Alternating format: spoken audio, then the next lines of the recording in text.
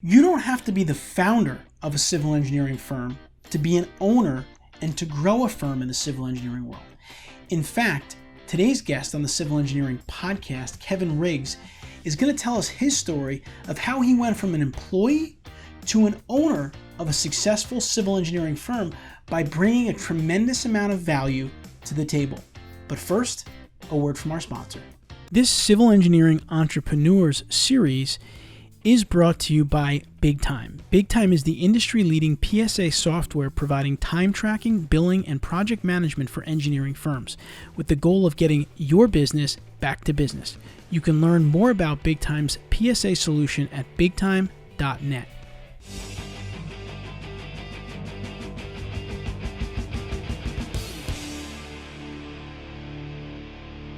All right, now I'm excited to welcome on our guest to the podcast today, Kevin Riggs. Kevin is the president and CEO of Cole Design Group, Inc. Kevin, welcome to the Civil Engineering Podcast. Thanks, Anthony. I appreciate being here. So, Kevin, you've had an interesting career as an entrepreneur, as an engineer. You've gotten involved in the world of cannabis in recent years. Take us through a little bit about your engineering career, just to give our listeners an intro to your background with regard to engineering, a little bit about your career and how you ended up with Cole. Yeah. As with anything, the older you get, the longer that journey kind of seems. So it takes me a little longer now to spill that one out than it used to, or than I'd like to be able to admit. But, for me, I knew pretty much, I'm going to say probably when I was in the fifth grade, I realized I wanted to do something scientific.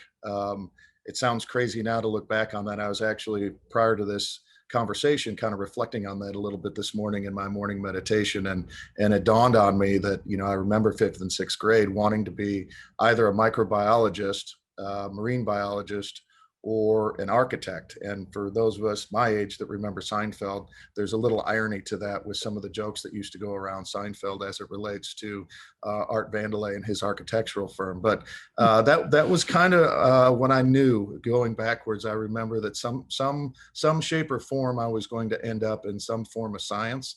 Didn't know what that would be, didn't know what it would look like. And so I kind of followed that journey a little bit. You're a kid and you do a little bit well in math and you have a little aptitude and a little interest. The next thing you know, they bump you up to the higher classes, going through middle school and high school. And then, I was 100% convinced I was going to be a rock and roll star or a football player before I was going to be an engineer. Fortunately, the talent at both levels metered me back to being an engineer.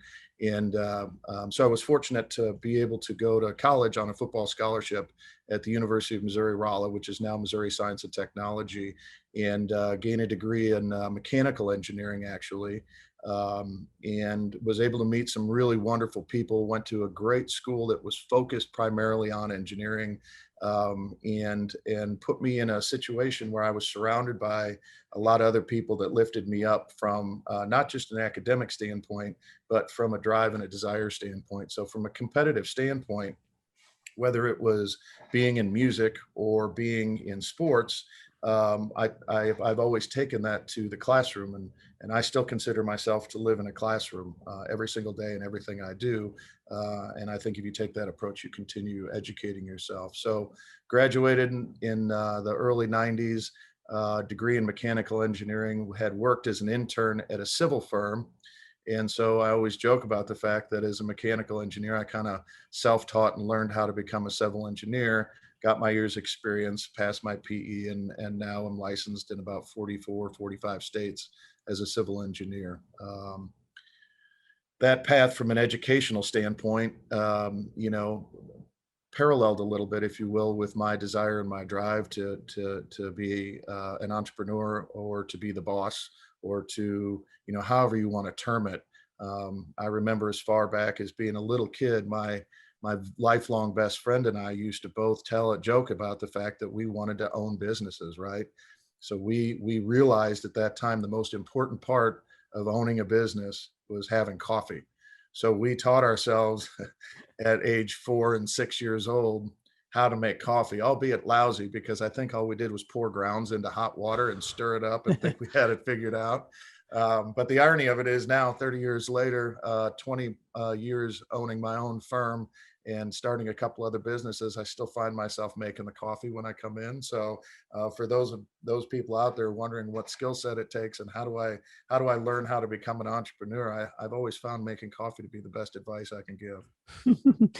So Kevin, take us through that that period where you're working as an engineer. And by the way, I worked with a lot as a civil engineer. I worked with a lot of mechanical engineers that took a similar path to you, that found their way into civil, because there's obviously a lot of crossover, a lot of similarities there. But you're working as an engineer, you have an entrepreneurial desire, and I think it was in 2004 that you acquired Cole and Associates at the time. Talk about leading up to that acquisition. What were you thinking? What kind of drove you towards that? How did that whole thing happen? Yeah. Looking backwards now, I can give you the exact plan, but I can go backwards and tell you that I had no idea what the plan was, right?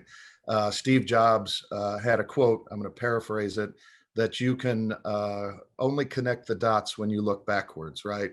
So looking forwards from that point, I'm going to project myself back to age 25, 26, 27, somewhere in there, had my PE, had been working, was at my second career spot. Things were going well, accelerating. But as with so many other people, I was working at a smaller family-owned civil engineering firm, a very good one, talented, doing work all over the country. But so many of our civil engineering companies fall into this mode, right? The under 20 or under 25 kind of size. And it's very manageable for that one person who is the boss, who is the owner, to be there and handle things and be there on a day-to-day basis. Well, for me, things had started happening in my life. My daughter had been born. I had chosen to get involved in politics. So I was elected city council president of the town that I was living in at the time, just outside of St. Louis, a suburb, St. Charles, Missouri. And through that had begun to experience the size of the world within the engineering world. And one thing led to another, and just kind of kept my nose to the grindstone. I've always gone back and looked at it, and I realized that by the time I was probably 29 years old, I had 20 years experience in this industry, because I was working 80 to 100 hours a week through my 20s, and I did it because I love it, and I still love it. I'm a junkie for deals and land development and infrastructure and solving problems, and that's actually one of our company mottos is problem solved, right? And it's just so simple, but it's really all we do is solve these challenges that come in front of us. It's one of the greatest things to me about being an engineer, and that fueled kind of this, hey, I think I can do something more than just not to demean being a project manager, because it's a critical part of our industry. But for the point of this discussion as it relates to entrepreneurship, I wanted to be able to go and share my vision of what a firm and what the industry could look like. And so I was, interestingly enough, at about that period of time, was recruited. And those of us on this side of the industry kind of look at recruiter as a four-letter word now, because they're pretty busy and pretty active. So we're doing a lot, and I hope we get to that later, to try to ensure that there's no offer too tall or too big to take you away from a place that you really enjoy working. So in my 30s, early 30s, had begun this progression of being involved in government and learning the planning and zoning side of things, learning the public work side from the customer and client side, and then was recruited to Cole to come over with the intent and the opportunity to be able to roll into the president role someday, or that single owner. And it was it was probably in that range, 15 to 20 people, something like that. And what occurred during that first 12 months there was something that I could never have conceived or dreamt of. But I had a lot of people who I had apparently built up a lot of respect, a lot of knowledge base with, and several of them decided to, kind of follow me, join me, and both staff members and clients. And over a very short period of time, the firm grew so fast. I had to essentially go into the gentleman who owned it at the time, Mel Cole, who was the founder, and say, look, if we're going to make this deal happen, it's got to happen now, because I'm not going to be able to afford it if we keep growing like this. And I think I'm a large part of it. Certainly the team was great. And so he kind of looked at me, smiled, and wrote a number down, slid it across the desk, just like you hear those kind of stories. They're, kind of crazy. These deals where someone writes a number down and slides it across the desk. But I grabbed it, said I need tomorrow off. I think that was a Thursday going into a Friday. Ran around, talked to anybody and everybody I'd ever known that owned a business or worked at a business where they knew the owner, and asked them how to do this, right. And fortunately had developed a relationship with a few banking friends and a few other customers and clients, and they were all extremely supportive of this, and came back in Monday and said, I can do this. Let's close in 60 days. And he about fell out of his chair. And he was young at the time. He was in his mid 50s, but he was ready. He'd been at it for 30 plus years, and he was ready to move on. So, I guess that's kind of, and the story lives on from there, I guess. So, and actually started there April 1st is my first day of hire. So April Fool's Day is the irony of that does not go unnoticed. So that's kind of it in a nutshell, how I went from, kind of being a project freak. I mean, I was addicted to those deals and chasing them down, and I would get on an airplane anytime, any place, anywhere, to be able to go make these deals happen and translate that into ownership. That's great. And I really, really appreciate that story. I'm reading a book right now called The 80/20 Individual by Richard Koch. And he talks about, creating so much value as an employee of a company that you open yourself up to opportunities, which sounds exactly like your situation, in that you were really growing the company. And so there was an opportunity for you to get ownership in it kind of before you grew it. So, it was nice that you recognized that before you grew it too much and said, oh, wow, now I got to try to buy into something that I just built that's going to cost me. So that's really great. And the other angle of that I really like is that this series focused around talking to entrepreneurs in the civil engineering industry. A lot of times people think that, the path to owning a civil engineering firm is just starting it on your own. And obviously that doesn't always have to be the case. I mean, there's plenty of ways to gain ownership in a company, buy into a company. I mean, there's multiple different ways. And you just heard Kevin walk you through one of them. And really it comes down to, like we talk about a lot on this podcast, is relationships. And it sounds like, you had relationships, you built up respect, and people wanted to follow you to the company, helping, to grow that company, which is awesome. So it's really great to hear those things. So let's talk a little bit more now about kind of growing a successful firm in the engineering world. Talk about your philosophy as a leader of a company in terms of growth. Some of like your high level or like big picture thoughts on growing a company. How do you think through that? First of all, there's no magic recipe, right? There is no wrong way. There is no 100% right way, right? There is the way that is right for you and your firm and your partners, staff at that time. And what's right today may not be right tomorrow. I mean, we've learned a lot in the past. Well, I've learned a lot in the past 18, 20 years, but I can tell you in the last 24 months, I've learned even more. I would tell you that for me, just philosophically, I think, I mentioned earlier the treating your life as a classroom, it has served me well. I mean, I hit every one of the cliches you want to hit, right? I try to make sure we got the right people in the seat on the bus, right? I try to make sure I'm the dumbest one in the room, and I try to make sure I'm always around people who make me better.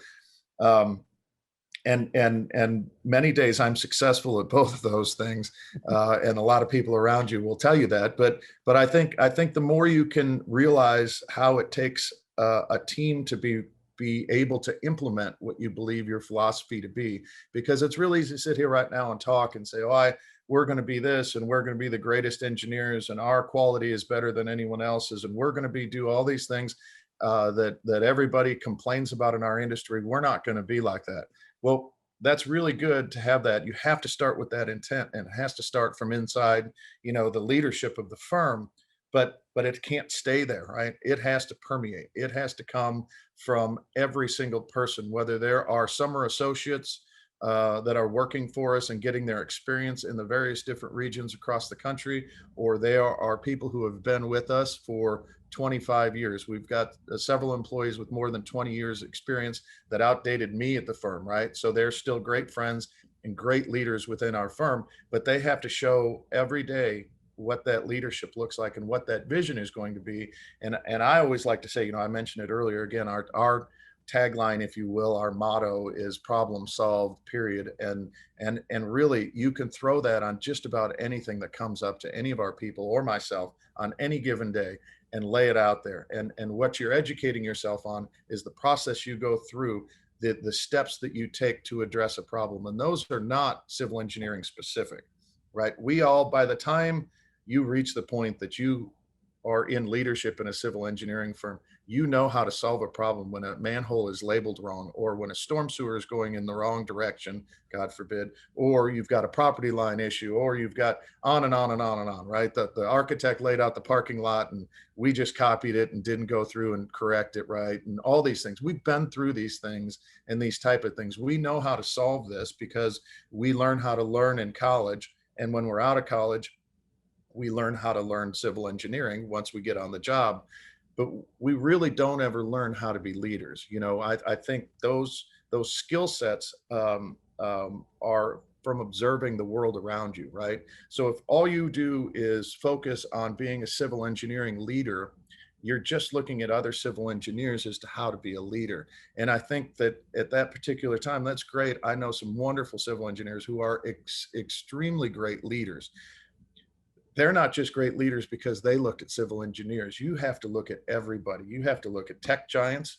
You have to look at great grandparents. You have to look at people in your life and in your neighborhood who are truly making a difference. And those people are leaders, right? So you can be a leader by picking up a dollar that somebody drops at a gas station, doesn't realize it, and you hand it to them. That's the beginning of what it takes to be a leader. That's the beginning of what you do when the lights aren't on you is as important as when the lights are on you, right? And so as a leader, when you're around technical people, you just learn the right skills, I believe, in cultivating your humans. And that's a term I use a lot. In many cases, in many of the different businesses that I'm involved in, there's products, there's people, there's always people, right?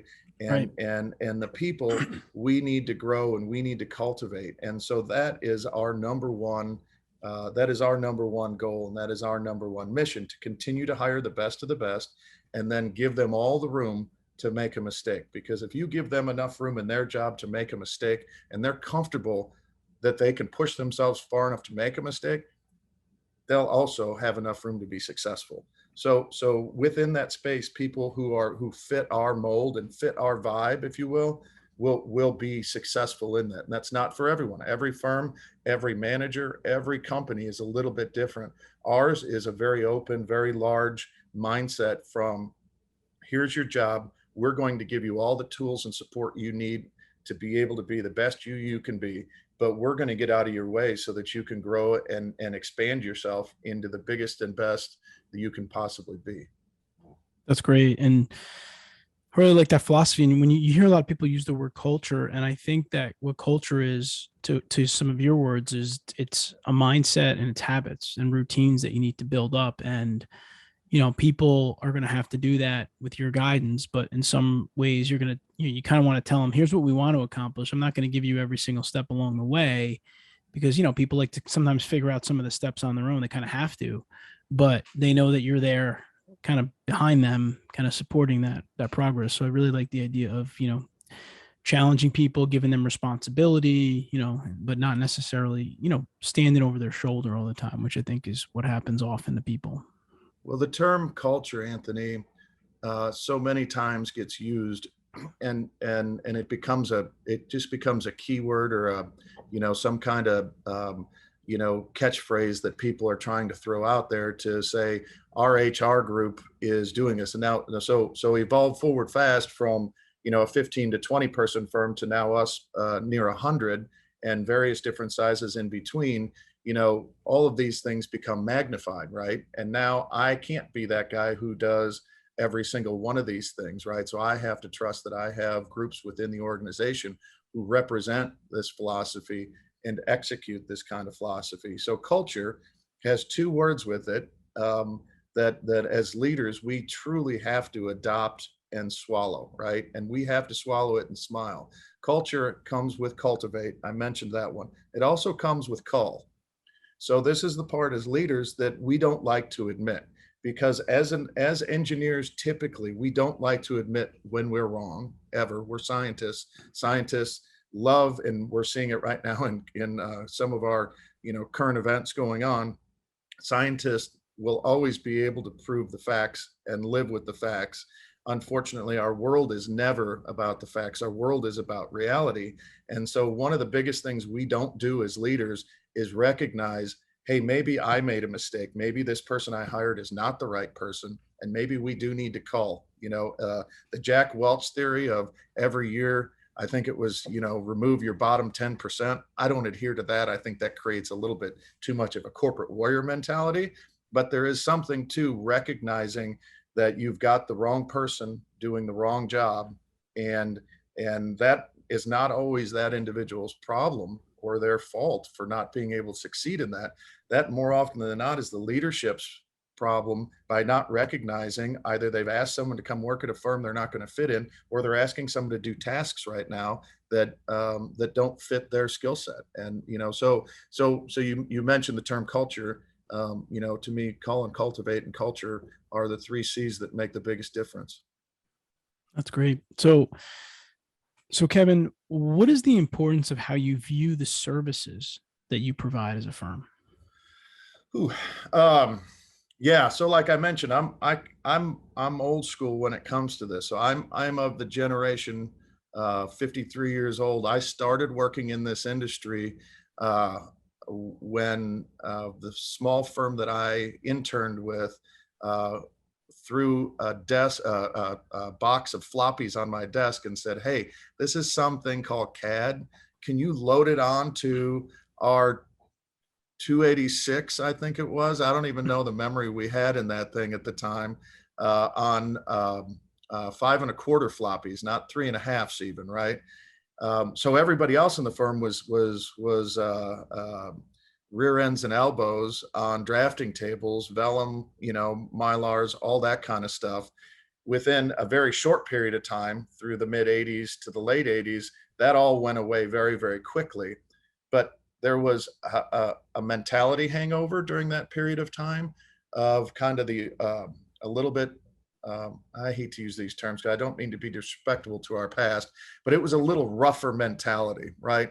There were ashtrays on the drafting boards in the 80s where the drafters and the engineers smoked in the office while they were working, right? And there was always this thing, if you drop an ash on your Mylar and you burn a hole through it, they had it all figured out how to patch those things, right? So culturally, drastically different.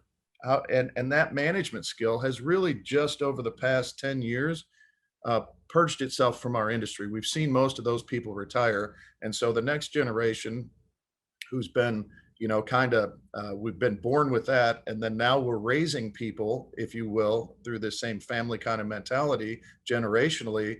We're bringing up young people in this culture, and they don't want that at all. I don't think our generation wants that. So our approach to looking at what we provide from a service line standpoint is, I don't want to do anything unless we can be the best we possibly can be at it, and unless we can provide true value to a customer or client.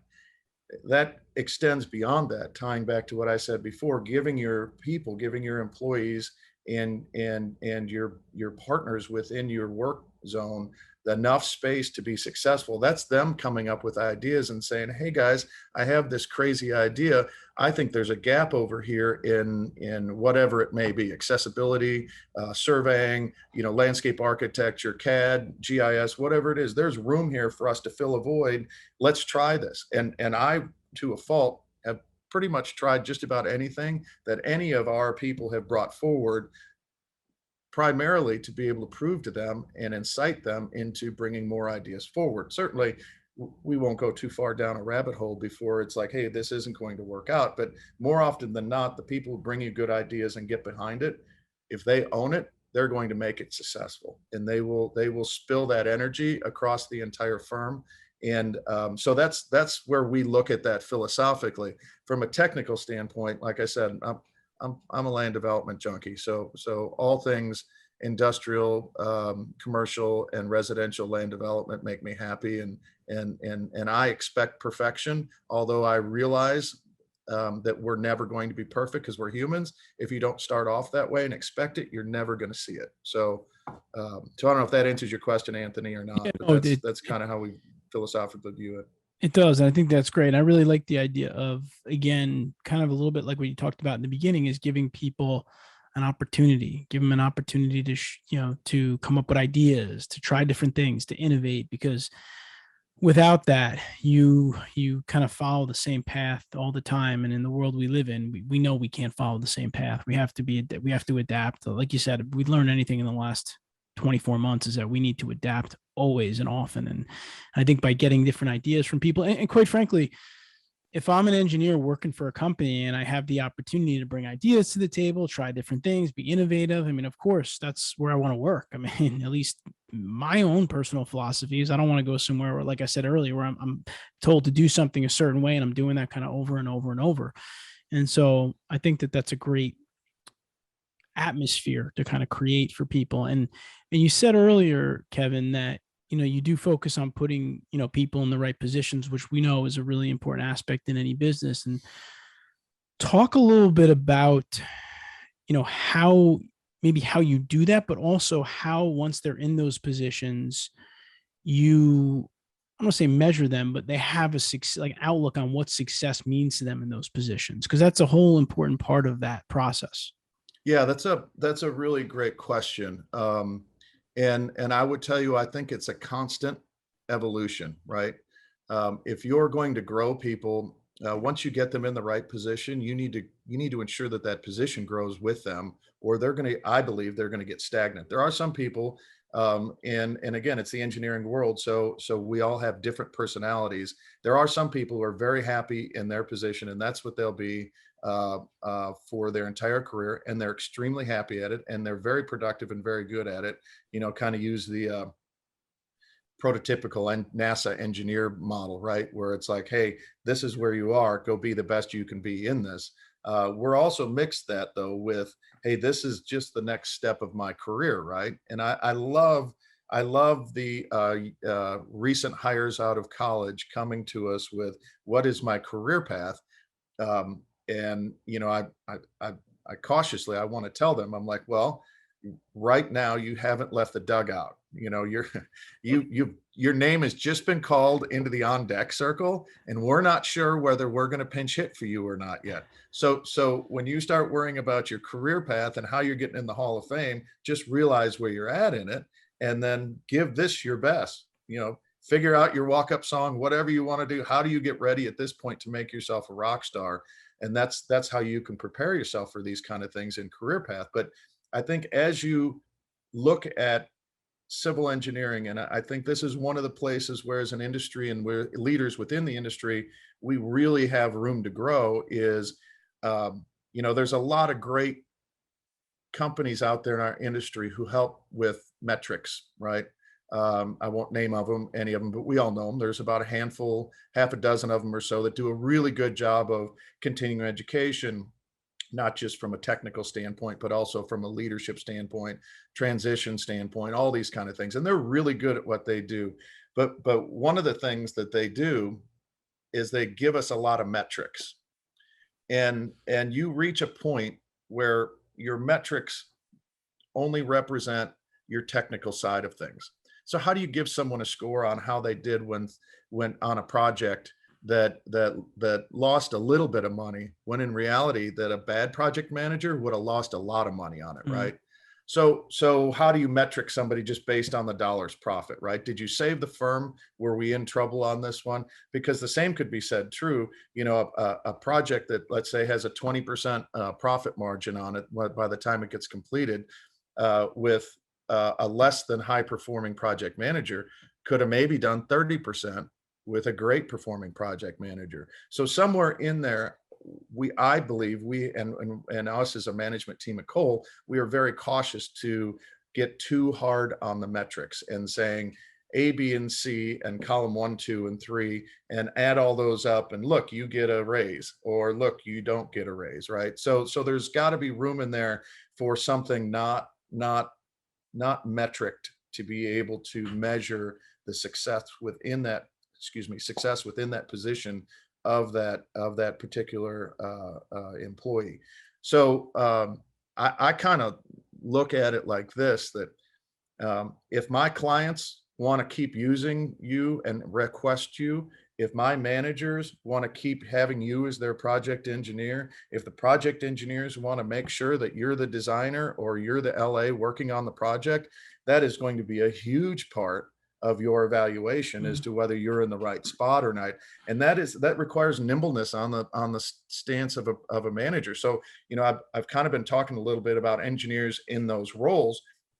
Well, we've still got engineers in management roles trying to make these one-on-one decisions. And now I've blown their mind because they don't have a checklist, right? We're engineers. We want this, right? Give me this. I'll check every single one of these boxes off and bingo, I'm done. Well, no, you're not. There's this thing over here that doesn't have a number assigned to it. It doesn't have a series of check boxes. And yet I've got to make a decision based on my opinion over your career. Right. And so now this becomes very difficult, and engineers are so used to being black and white and getting the right answer that they don't leave room a lot of times to be able to support that soft side, if you will.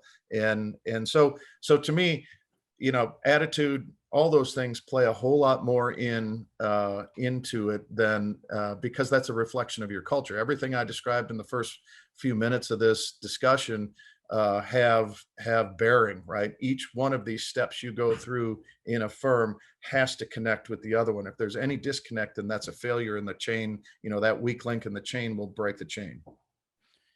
Yeah, that's great. I think that's really important, because I do think that the default measurement, of course, is always going to be in a lot of firms is metrics. And to your point, somebody could have a project that yielded 20% profit, but in all reality, it very easily could have been 30 or 40, right? If they were an effective project manager. And, listen, I tell civil engineers all the time that civil engineering is more about people than projects, because without the people, there are no projects. And without the people working together, there are no projects. So I really like the idea of feedback from people around those managers to understand, the kind of work that they're doing, because that really does truly, in my opinion, speak to the type of leader that they are. Leaders tend to be able to get people together moving towards a certain goal. And your approach in terms of measuring their success seems to be in line with that, as opposed to just focusing on the bottom line of a project, which isn't always a good indicator. And so, and really your point about the checklist is so true. I mean, I always use the quote with people from Peter Drucker, being efficient or being effective is doing things right. Being effective is doing the right things, right? We like to check a lot of things off all day, but if they're not impactful, if they're not focused in the right areas, then Absolutely. You're really not doing the right thing. So I agree with you on the checklist component of it. So one last question here, Kevin, before we jump into our end segment here is, we talked a lot about putting people in the right seats. We talked about, kind of measuring them, not just around metrics. And I just want to ask you about applying those types of principles to your clients, because I know that that's something that you're interested in and you talk about. Talk a little bit about that, shifting to that perspective there.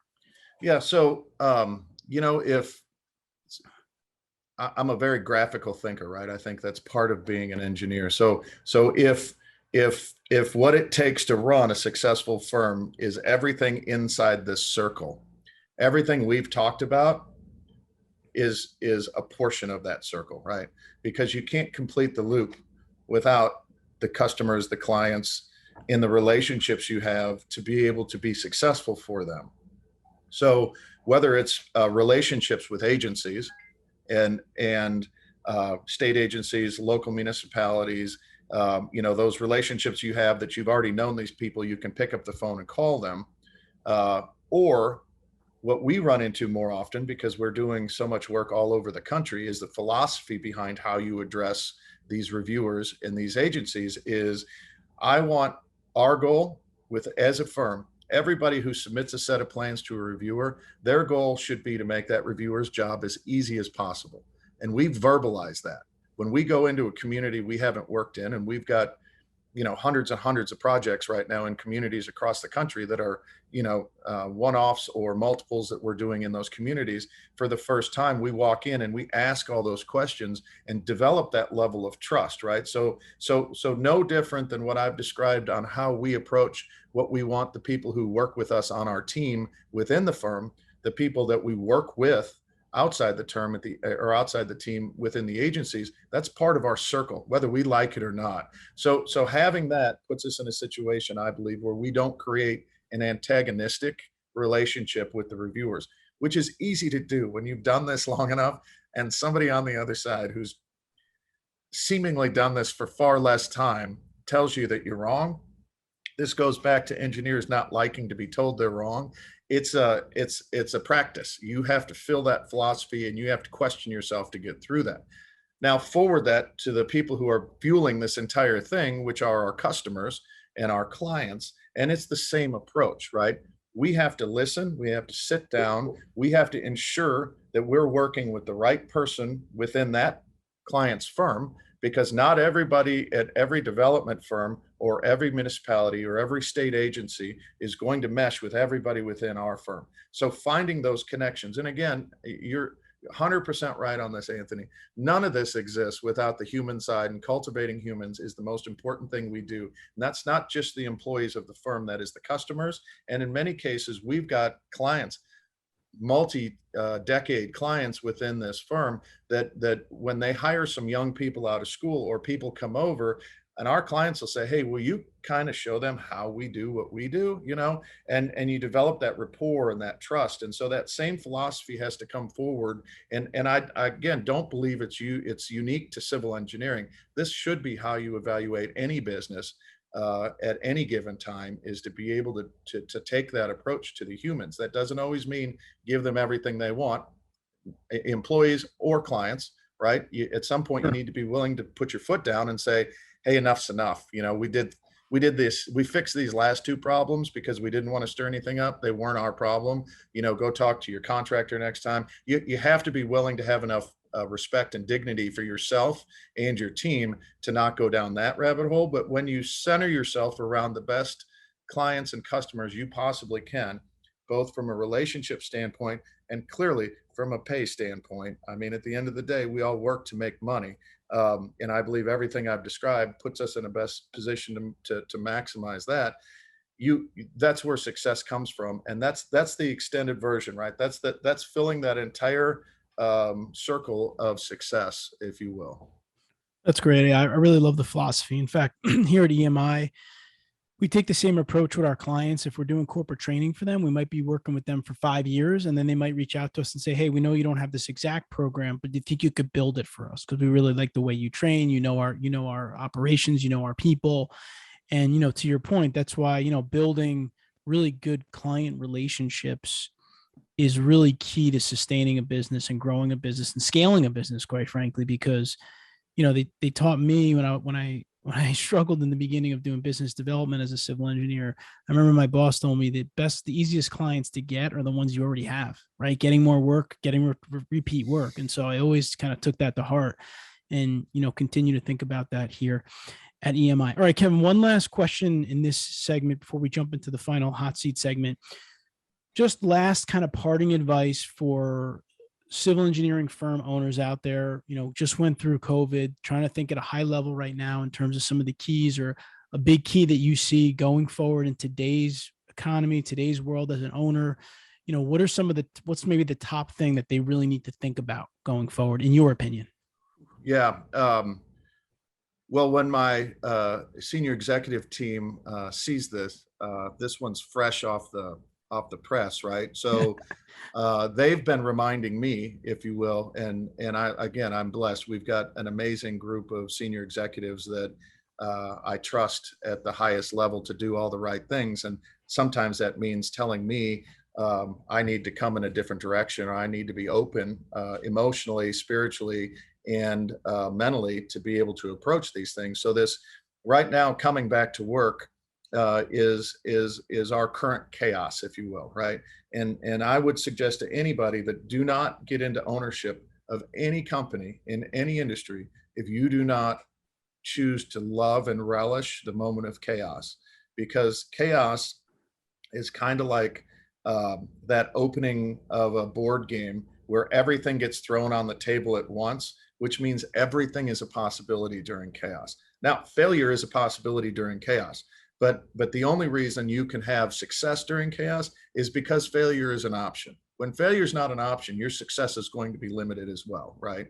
So in this particular period of time, we've thrown a lot of dice on the table, and bringing people back into a workspace um, is a current question and a current debate, if you will. I mentioned where I started in the industry, and the concept of me being able to take time off because my dog was sick in 1989 was not generate the same response as it does today, right? And trust me, I'm an ex board member in the St. Louis Zoo and a rescuer.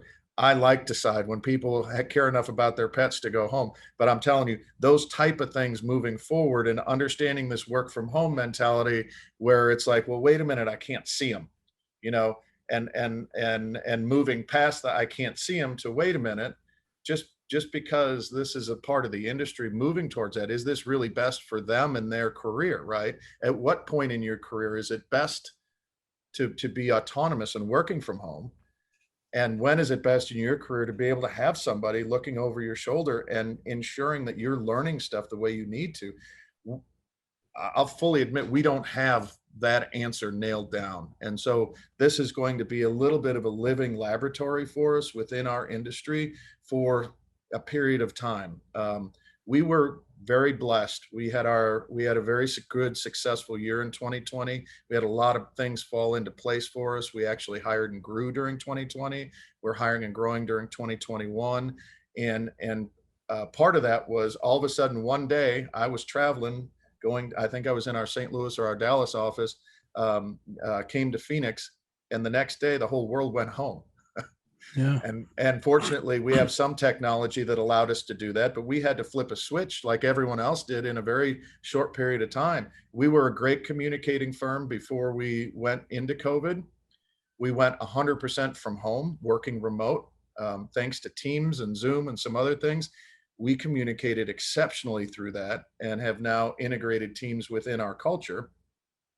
But now that we're in this transition period where we've got a lot of people who want to come back, we have some people who don't want to come back, we have some people who want to end up in the middle. I think now we're seeing the connection things begin to, kind of bifurcate a little bit, and not to the point where it's mission critical, but I think it could be where you have people working remote, people working in the office, and the hybrids, so to speak, to take a scientific or a sci-fi approach to it. And there begins to become an identity within each of those three groups.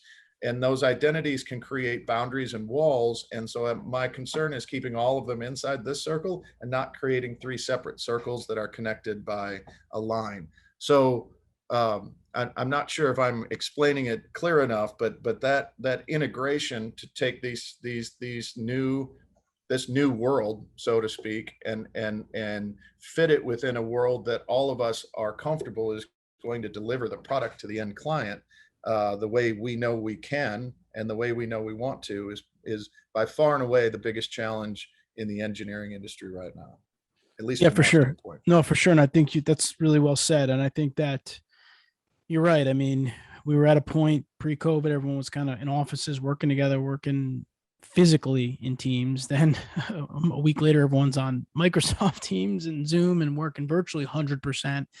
And now we're going back to, we don't know exactly what yet.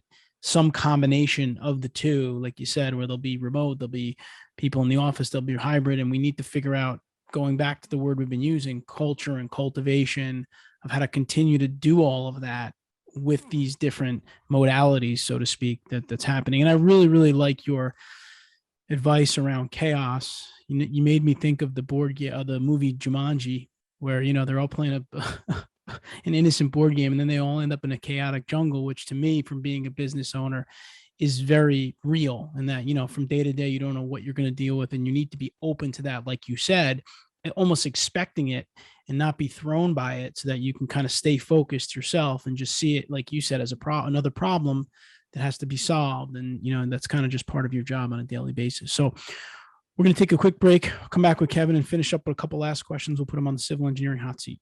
Stick around.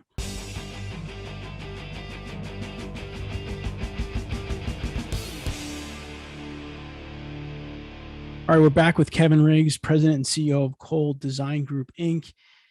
All right, Kevin, you gave us some great info and advice for those who want to become civil engineering firm owners. But now we're going to talk a little bit more about your career side, and we're going to put you on the civil engineering hot seat. Ready? Right on. All right. So first question, are there any specific rituals that you practice daily? For example, a specific morning routine or a lunchtime routine, or just something that you do consistently on a daily basis that has contributed to your success? Yeah, I meditate every morning. Well, that's great. I started the habit myself a couple of years ago, actually. Powerful. At the recommendation of someone in your seat right now. I was doing this hot seat segment, and she mentioned that she did the daily meditation. She got me going on it, which has been great. So that's something you do first thing every day, or? Every single day I check my intentions, and I know where I want to end up. I don't always know how we're going to get there, but as the day unfolds, or as the weeks or months or whatever, that intention evolves, and those steps to get there evolve. And I recommend that for anyone willing to grow internally to be able to do that. I know that, a lot of us, it's a difficult thing to start to do because of the lack of attention span, the fast racing minds that we all deal with today. Someone that wants to just take the first step, what would you recommend? What's a first way to get involved with meditation? So there are some great instructors out there, and these are really good business type people too. So Bob Proctor and Joe Dispenza, I would recommend those guys all day long. There are a couple books out there, and Anthony, I'll forward a list on to you. Great. Some of the ones that I like, and you can put that up when you get them. But I just, they're baby steps. It's like anything else, man. The first time that you can actually sit and admit that there's a world out there that you may not know and you didn't learn in a textbook in your 300 level civil engineering classes, the quicker you're going to be better at everything you do, I believe. The concept of the movie The Secret and all those kind of things out there where the common thread throughout so many successful people is your intentions and your actions and your thoughts, and meditation tends to be a really good glue to keep all those things together. That's great. And I'll get the list of books from Kevin, and we'll put them up on the show notes for this episode. And I'll just share some of my own story real quick. I've been using an app called the Waking Up app by Sam Harris, which I really, really like. It was actually recommended to me by this civil engineer that I had on the podcast previously. It got me going, an intro course, and I've been able to stick with it for a couple of years now every morning. And to Kevin's point, it's definitely a game changer in terms of, slowing your brain down a little bit, allowing you to think about different things and process things differently. And I do highly recommend it if you're able to, give it a shot. I've talked to a lot of engineering leaders actually that have found it to be helpful. All right, Kevin, next question. What is one book that you might recommend to an engineer regularly, or just a book in general that you look back in your career and say, man, that was that one book that really was kind of a game changer for me? And I know you might have multiple, but what's maybe one that stands out? I would say there are, pick one. That's a great one. Certainly Good to Great is just Jim kind Collins. Of a gold standard that I think is out there. Being a child of the 80s, kind of the Jack Welch way, is as much of a study today in some things not to do as it is in what we should do every day for business practices. Because we have the luxury with in particular Jack Welch's book to now give it a 40-year test, right? And all of his advice that went into so many business owners and startups and stuff back in the 80s and 90s, how did that turn out? And there's some things I think that, Jack Welch himself may wanted to do, look backwards and say, in that particular environment, in that laboratory, that might've been right. But in today's world, there's a different way. So that's great. That's awesome.